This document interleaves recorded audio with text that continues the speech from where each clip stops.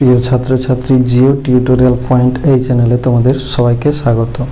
আমরা আজকে আলোচনা করব জনস্বল্পতা বা আন্ডার পপুলেশন কাকে বলে। জনস্বল্পতা কাকে বলে না, কোনো একটি দেশে সম্পদের তুলনায় যদি জনসংখ্যা কম হয় তাকে বলছি জনস্বল্পতা। অন্যভাবে বললে, কোনো একটা দেশে কাম্য জনসংখ্যার তুলনায় যদি জনসংখ্যা কম হয় তখন তাকে বলছি জনস্বল্পতা। আচ্ছা, এর বৈশিষ্ট্যগুলি কি কি? না, কোনো একটা দেশে যখন সম্পদের থেকে জনসংখ্যা কম হবে তখন কি হবে না, দেশের সম্পদের সর্বোত্তম ব্যবহার হবে না, অর্থাৎ একটা সম্পদকে যতভাবে ব্যবহার করা যায় সেটা হবে না, সর্বোত্তম ব্যবহার হবে না। সম্পদের অপচয় ঘটবে, অর্থাৎ মানুষের মাথা পিছু অনেক বেশি সম্পদ, তখন কি হবে, মানুষ যথেচ্ছভাবে সম্পদকে অপচয় করবে। জনপ্রতি উৎপাদন কম, দেশের সম্পদের উৎপাদন কমে যাবে মাথা পিছু। কিছু সম্পদ কি হবে, অব্যবহৃত থেকে যাবে, অর্থাৎ একজনের মাথা পিছু হয়তো 20 বিঘা জমি, সে হয়তো 10 বিঘা চাষ করবে আর 10 বিঘা চাষ করবে না, তাহলে কি হবে না, অব্যবহৃত থেকে যাবে বাকি 10 বিঘা।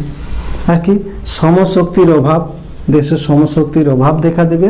আর কি না, সম্পদের যেহেতু যথেচ্ছ পরিমাণে ব্যবহার হবে, অপচয় হবে, তখন কি হবে, আর পরিকাঠামোগত সমস্যার কারণে কি হবে না, পরিবেশ দূষণ বৃদ্ধি পাবে। এগুলো হলো জনস্বল্পতার বৈশিষ্ট্য। তারপর হচ্ছে প্রকারভেদ। জনস্বল্পতার দুটি প্রকার রয়েছে, একটা হচ্ছে চরম জনস্বল্পতা আর একটা হচ্ছে আপেক্ষিক জনস্বল্পতা। এটা পরবর্তীকালে যদি সময় হয় তখন আমি এই চরম আর আপেক্ষিক জনস্বল্পতা সম্বন্ধে পরে ডিসকাস করব। আচ্ছা, জনস্বল্পতা, একটা দেশে জনস্বল্পতা কি কারণে সৃষ্টি হতে পারে?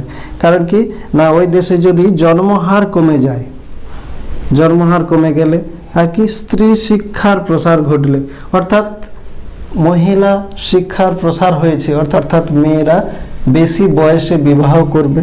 আর কি সামাজিক সচেতনতা বৃদ্ধি, অর্থাৎ সমাজে নারী পুরুষ উভয়ে শিক্ষিত, তাহলে কি হবে, একটা সচেতনতা বৃদ্ধি পাওয়ার কারণে কি হচ্ছে না, জন্মহার কমে যাবে।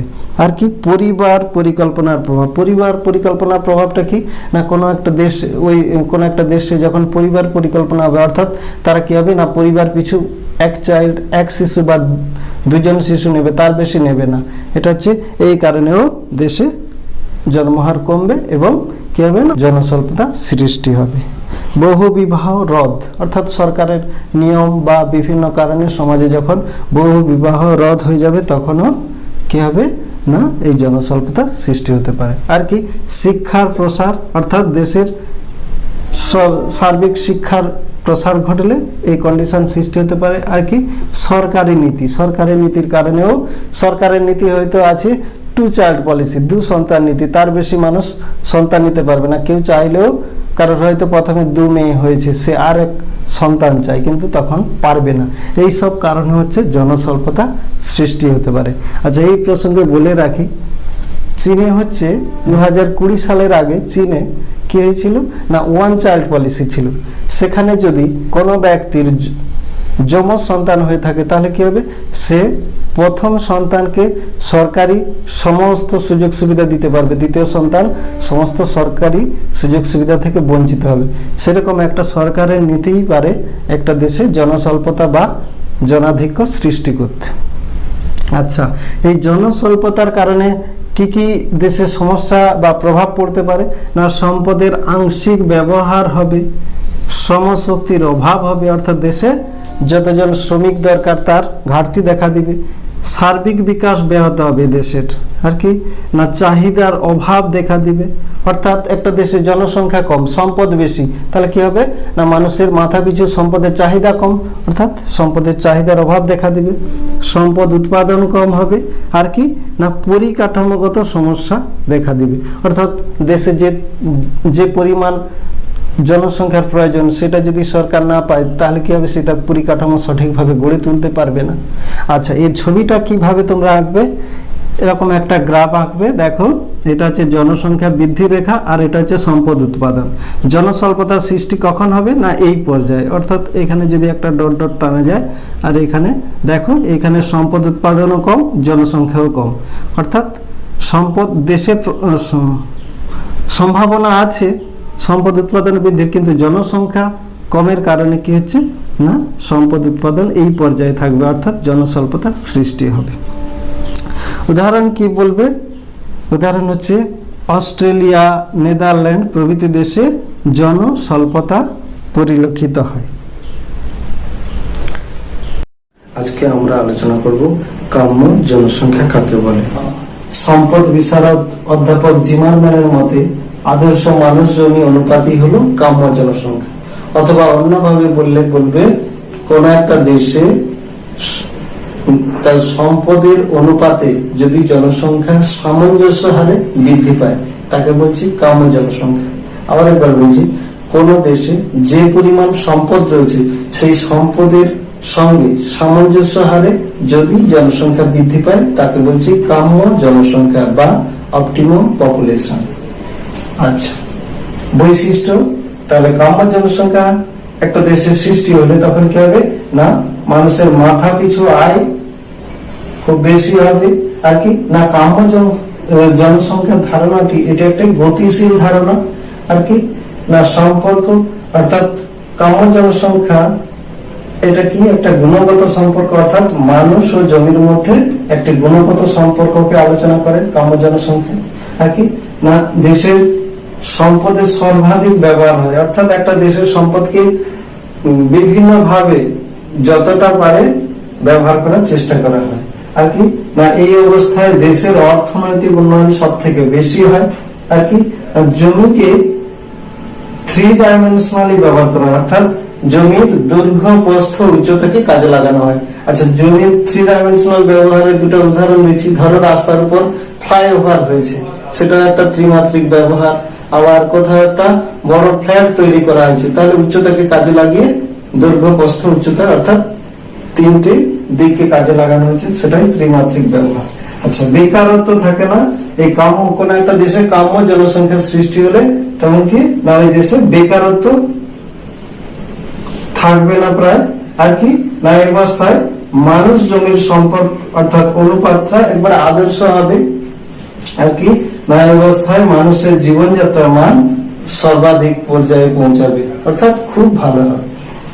আচ্ছা, কাম্য জনসংখ্যা কি কি বিষয়ের উপর নির্ভর করে না সম্পদ উৎপাদনের পরিমাণের উপর, দেশের জনসংখ্যার পরিমাণের উপর। দেশের জনসংখ্যা যদি অত্যধিক বেড়ে যায় তাহলে কি হবে না সম্পদের সঙ্গে সামঞ্জস্য বিঘ্নিত হবে, তখন কাম্য জনসংখ্যা অবস্থা থেকে কি হবে চেঞ্জ হয়ে যাবে। আর কি না জমির কার্যকারিতার উপর, জমির কার্যকারিতার উপরও কাম্য জনসংখ্যা নির্ভর করে। আর কি সাংস্কৃতিক উন্নতির উপর, অর্থাৎ দেশে যে বিভিন্ন সাংস্কৃতিক অর্থাৎ গবেষণা আরো বিভিন্ন নিত্য নতুন আবিষ্কার, তার জন্য এই কাম্য জনসংখ্যা ব্যাপারটা নির্ভরশীল। আচ্ছা, কাম্য জনসংখ্যার ছবিটা কিভাবে আঁকবে? এরকম একটা এঁকে তারপরে কি করবে, গ্রাফটা কিরকম ভাবে আঁকবে, এইরকম একটা ছবি আঁকবে। আচ্ছা, এইটা আমি ডট ডট দিয়ে দেখিয়েছি, তোমরা নাও দেখাতে পারো, ডট ডট তো তোমাদেরকে বোঝানোর জন্য দেখিয়েছি। দেখো এই অবস্থায় কি হবে না জনসংখ্যা বৃদ্ধিও যেরকম ভাবে সম্পদ উৎপাদনও সেরকম, অর্থাৎ জনসংখ্যার সঙ্গে সামঞ্জস্য হয়ে বৃদ্ধি পেলে গ্রাফটাও ঠিক এই পর্যায়ে হচ্ছে কাম্য জনসংখ্যার একটা অবস্থা হয়ে গেছে। এই ডট ডটটা তোমরা নাও দিতে পারো, কাম্য জনসংখ্যা চিত্র। আচ্ছা, উদাহরণ কি না কাম্য জনসংখ্যা পরিলক্ষিত কোথায়? গ্রেট ব্রিটেন, সুইডেন প্রভৃতি দেশে কাম্য জনসংখ্যা পরিলক্ষিত হয় বা দেখতে পাওয়া যায়।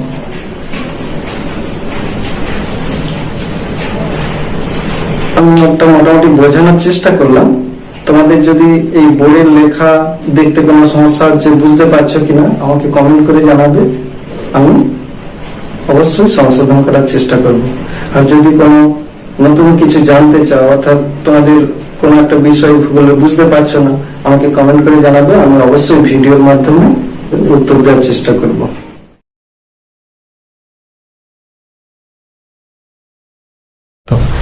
আজকের আলোচ্য বিষয় জনাকীর্ণতা বা জনাধিক্য কি বা ওভার পপুলেশন কি।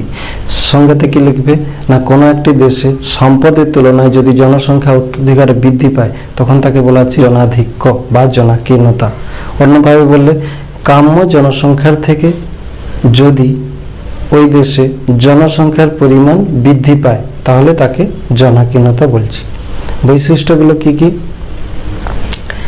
না এই অবস্থায় কি হবে না দেশের মানুষের মাথা পিছু আয় কমে যাবে। এই অবস্থায় জীবনযাত্রার মান কি হবে নিম্নমুখী হতে থাকবে। এই অবস্থায় কি হবে জনসংখ্যা অত্যধিক বৃদ্ধি পাবে। আর কি না সম্পদ কি হবে না জনসংখ্যার তুলনায় সম্পদের পরিমাণ কম হবে। কি না কার্যকর জমির থেকে কার্যকর জনসংখ্যা অনেক বেশি হবে। আর কি না কাম্য জনসংখ্যা কোনো একটা দেশে কাম্য জনসংখ্যা অবস্থা থাকলে সেই দেশে যে পরিমাণ জনসংখ্যা থাকে তার থেকে যদি জনসংখ্যা বেড়ে যায় তখন তাকে জনাকীর্ণতা বলছি। অর্থাৎ কাম্য জনসংখ্যার থেকে জনসংখ্যা অনেক বেড়ে যাবে। প্রকারভেদ, এর দুটো প্রকারভেদ কি না পরম জনাকীর্ণতা আর একটা হচ্ছে আপেক্ষিক জনাকীর্ণতা। আচ্ছা এই অবস্থাটা দেখো, অর্থাৎ জনসংখ্যা বৃদ্ধি আর সম্পদ উৎপাদন এই অবস্থায় কি হবে না জনসংখ্যা অত্যধিকারে বৃদ্ধি পেয়ে গেছে, সম্পদ উৎপাদন কি হবে না কাম্য জনসংখ্যা অবস্থায় সম্পদ উৎপাদন যে ঊর্ধ্বমুখী ছিল তার থেকে কি হবে না জনাধিক্য অবস্থায় বা জনাকীর্ণতায় সম্পদের উৎপাদন কমে যাবে, নিম্নমুখী হতে থাকবে। আর কি প্রভাব কি না এই জনাকীর্ণতা অবস্থায় কি হবে নিম্ন জীবনযাত্রার মান, অর্থাৎ মানুষের জীবনযাত্রার মান নিম্নমুখী হবে। কি হবে অনাহার ও অপুষ্টি আরো বৃদ্ধি পাবে, বাসস্থানের ঘাটতি দেখা দিবে, বেকারত্ব বৃদ্ধি পাবে, সমাজে দেশে বেকারত্ব বৃদ্ধি পাবে। আর কি না পরিকাঠামোগত সমস্যা, অর্থাৎ কোনো একটা দেশে যখন জনাকীর্ণতা অবস্থা দেখা দিবে তখন কি হবে না সেই দেশে বিদ্যুতের চাহিদা বেড়ে যাবে, পানীয় জলের চাহিদা বাড়বে। কি হবে এইসব কারণে কি হবে না পরিকাঠামোগত সমস্যা দেখা দিবে। আর কি না সর্বোপরি শিক্ষা ও স্বাস্থ্যের অবনতি ঘটবে। জনাকীর্ণতা যুক্ত দেশগুলির উদাহরণ কি হবে না বাংলাদেশ, ভারত, পাকিস্তান, চীন প্রভৃতি দেশে জনাকীর্ণতা পরিলক্ষিত হয়। এত সময় চ্যানেলে থাকার জন্য ধন্যবাদ।